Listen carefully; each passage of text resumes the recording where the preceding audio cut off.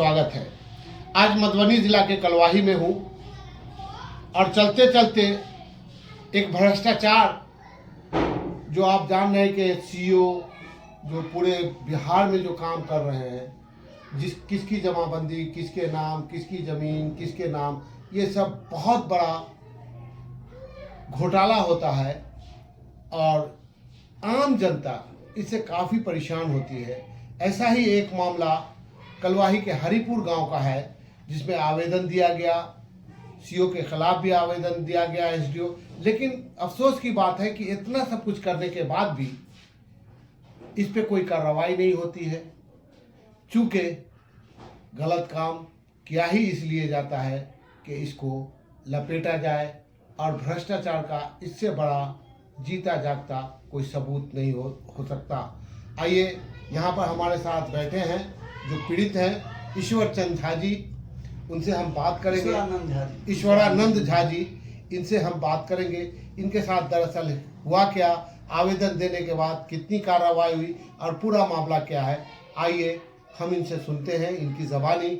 और मैं जिलाधिकारी और एसडीओ साहब से आग्रह करता हूं कि ये खबर अगर आप तक पहुंच गई है या पहुंच रही है तो कृपया इस पे संज्ञान लें। कर दीजिए ना।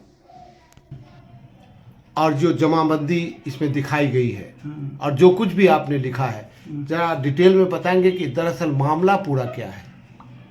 ये मामला जो है, मेरा नाम ईश्वरानंद झा हुआ, ग्राम हरिपुर मजरही, वार्ड नंबर 10, जिला मधुबनी का मैं अस्थायी निवासी हूँ।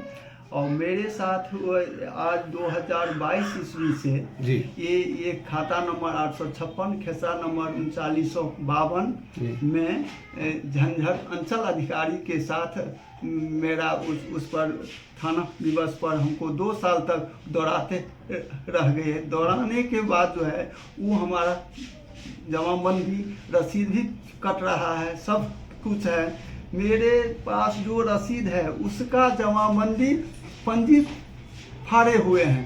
अच्छा, फाड़ करके हटा दिया, पंजी ही फाड़ दिया, पंजी ही फाड़ दिए गए हैं। अच्छा। उसके बावजूद मैंने जब अपना डॉक्यूमेंट दिखाए तब वो बोले जो कि नहीं, ये आपका जमाबंदी सही है। तब मैंने आरटीआई के माध्यम से उनको अंचलाधिकारी साहब को पूछे, तब उन्होंने हमको बताए जो कि ये जमाबंदी पंजी क्षतिग्रस्त हो चुका है, जबकि फाड़ दिया गया था। फाड़ दिया गया है। तब आरटीआई से हम पूछने के बाद हमको बताए, वो रिपोर्ट हमको दिए जो कि आपका जमाबंदी नंबर 2712 क्षतिग्रस्त हो चुका है, ये हमको रिपोर्ट मिले। उसके बाद जो है इतना सब कुछ रगड़ होने के बावजूद भी खाता नंबर 856, खेसा नंबर 3952, उसका रकबा कुल 1 बीघा 13 कट्ठा 13 धूर है, जिसमें से मेरे पूर्वजों के नाम से उसमें 4 जमाबंदी चलता है। जमाबंदी कायम है? हाँ, कायम है। उस जमाबंदी का नाम है, जमाबंदी का नाम है 1100 नंबर 1195 है 11। उसके बाद है 1195 2712, उसके बाद है 2785 जी, ये उसका जमाबंदी नंबर है। उसका कुल रकबा चारों जमाबंदी का 1 बीघा 10 कट्ठा 6 धूर मेरे पूर्वजों के समय से ही सन 1356 साल से आज तक रसीद उसका कटती आ रही है। उसके बावजूद विवादित रहते हुए इन्होंने सामुदायिक भवन के लिए उसमें से 32 डिसमिल जमीन को पारित कर दिए हैं, जो गैर कानूनी है। इसकी सूचना, ये तो सरकार की जमीन नहीं है तो कैसे कर दी? नहीं है, कर दी है, उनका मर्जी है। उस पर पेड़ लगा हुआ है, उस पर आम का वृक्ष है, उस पर। अच्छा, उस पर पेड़ भी काट देंगे? काटे नहीं है, काट देंगे तो हाँ, काटे। उस पर जो है कहते हैं हम दलित को बसा देंगे, हम ये कर धमकी देते हैं, धमकी भी देते हैं हमको। दलित उसमें हमको उसके साथ लड़वाए भी हैं, पूर्व सीओ थे रसिकलाल टुडू जी थे, प्रेमराज पुरुषोत्तम देव थाना अध्यक्ष थे जो कलवाही में अति हो चुके हैं, निलंबित हो चुके हैं, प्रेमराज पुरुषोत्तम देव। उन्होंने के अकर्मणता के कारण मेरे निजी जमीन पर एक 2022 से जामुन की सूखी हुई गाछ आंधी एवं तूफान में गिर गया था, उस पर रोक लगाए हुए थे। इसकी सूचना मैंने कमिश्नर साहब को भी दिए, जिसका साक्ष्य मेरे साथ प्रस्तुत है। अच्छा, साक्ष्य है, जी जी बोलिए ना। साक्ष्य है। हाँ। उसके बावजूद मेरे सब कुछ से जब ये थक गए हैं तब मेरे जमीन को सामुदायिक भवन के लिए पारित अंचलाधिकारी की गड़बड़ी से उन्होंने भेज दिए हैं।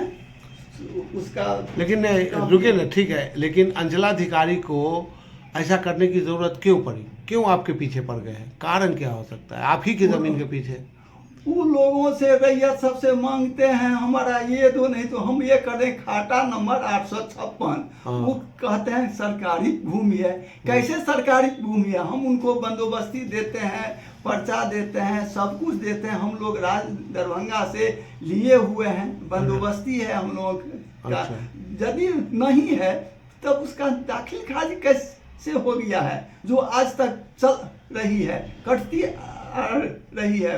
उन दाखिल खारिज नेट पर भी मौजूद है।